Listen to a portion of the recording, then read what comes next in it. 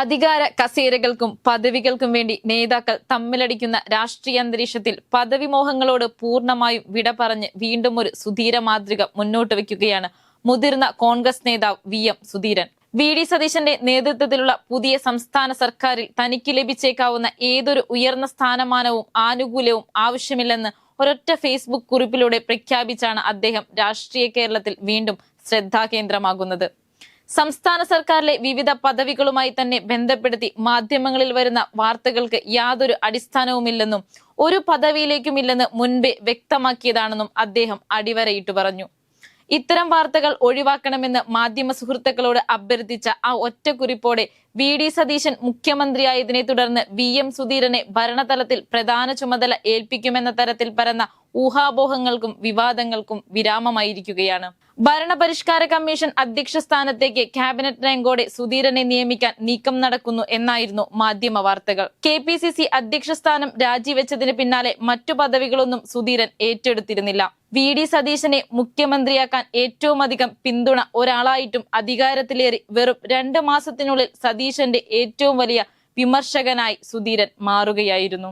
മദ്യനയവുമായി ബന്ധപ്പെട്ട വിഷയത്തിലായിരുന്നു സുധീരൻ സതീശനോട് ഉടക്കിയത്. 10 വർഷത്തിന് ശേഷം പാർട്ടി അധികാരത്തിലേറിയപ്പോൾ തൽക്കാലം എന്തെങ്കിലും പറഞ്ഞ് സർക്കാരിനെ സമ്മർദ്ദത്തിലാക്കേണ്ട എന്ന് ഭൂരിഭാഗം നേതാക്കളും ചിന്തിച്ച സമയത്തും തന്റെ നിലപാടുകളിൽ വെള്ളം ചേർക്കാൻ അദ്ദേഹം ഒരുക്കമല്ലായിരുന്നു.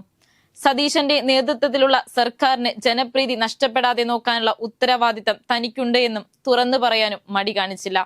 പദവികൾ സ്വയം തേടിയെത്തുമ്പോഴും അതിനോട് വിമുഖത കാണിക്കുകയും ജനപക്ഷ നിലപാടുകൾക്ക് മുന്നിൽ തടസ്സമാകുന്ന ഒന്നിലേക്കും പോകാതിരിക്കുകയും ചെയ്യുക എന്നത് VM സുധീരൻ തന്റെ ദീർഘകാല രാഷ്ട്രീയ ജീവിതത്തിൽ ഉടനീളം കാത്തുസൂക്ഷിച്ച തത്വമാണ്.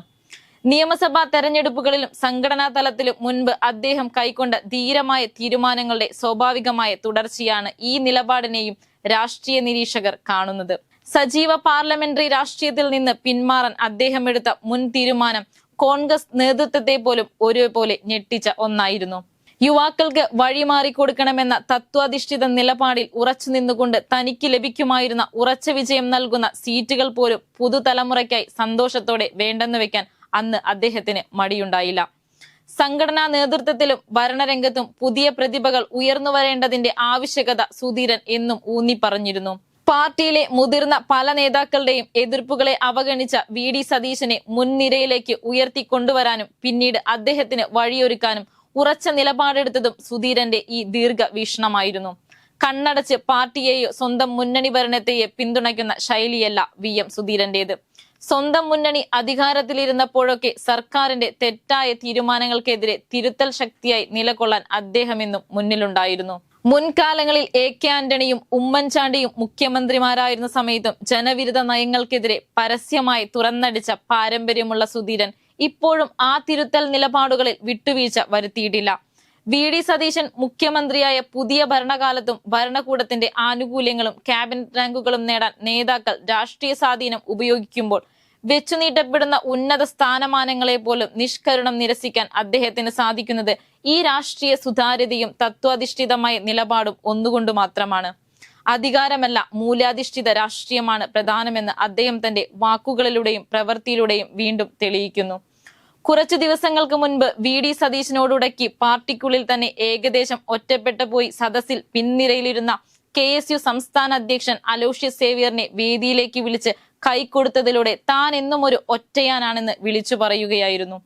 അതിനാൽ തന്നെ കോൺഗ്രസിനകത്തും നിരവധി ശത്രുക്കൾ അദ്ദേഹത്തിനുണ്ട്.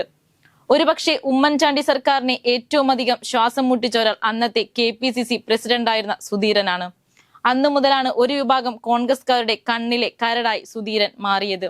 അതിന്റെ ബാക്കിയാണ് VD സതീശൻ സർക്കാരിനോട് ചെയ്യുന്നതെന്നാണ് ഇക്കൂട്ടരുടെ വിശ്വാസം.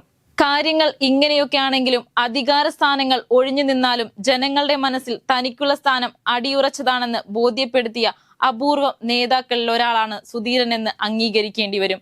മദ്യവർജനം, പരിസ്ഥിതി സംരക്ഷണം, പൊതുജനാരോഗ്യം തുടങ്ങിയ വിഷയങ്ങളിൽ പാർട്ടി ചട്ടക്കൂടുകൾക്ക് അപ്പുറത്തു നിന്ന് അദ്ദേഹം നടത്തിയ പോരാട്ടങ്ങൾ കേരള സമൂഹം ഇന്നും വലിയ ബഹുമാനത്തോടെയാണ് ഓർക്കുന്നത്. മാധ്യമങ്ങളിൽ വരുന്ന അടിസ്ഥാനരഹിതമായ പ്രചാരണങ്ങളെ ഉടനടി തള്ളിപ്പറഞ്ഞ് ഒരു തരത്തിലുള്ള വ്യക്തിപൂജയ്ക്കോ പദവി ചർച്ചകൾക്കോ താൻ നിന്നുകൊടുക്കില്ലെന്ന ശക്തമായ സന്ദേശമാണ് ഈ ഫേസ്ബുക്ക് പോസ്റ്റിലൂടെ അദ്ദേഹം നൽകുന്നത്. ചുരുക്കത്തിൽ അധികാര രാഷ്ട്രീയത്തിലെ കസേരക്കളിക്കിടയിൽ VM സുധീരൻ ഉയർത്തിപ്പിടിക്കുന്ന ഈ വേറിട്ട നിലപാട് തീർത്തും അഭിനന്ദനീയവും ഇന്നത്തെ രാഷ്ട്രീയ ലോകത്തിന് വലിയ മാതൃകയുമാണ്. പദവികളുടെ താൽക്കാലിക തിളക്കത്തേക്കാൾ ജനങ്ങളുടെ വിശ്വസ്തതയ്ക്കും സ്വന്തം ആദർശങ്ങൾക്കും വിലമതിക്കുന്ന ഈ സുധീര ശൈലി രാഷ്ട്രീയ വിദ്യാർത്ഥികൾക്കൊരു പാഠപുസ്തകം ആയിരിക്കും.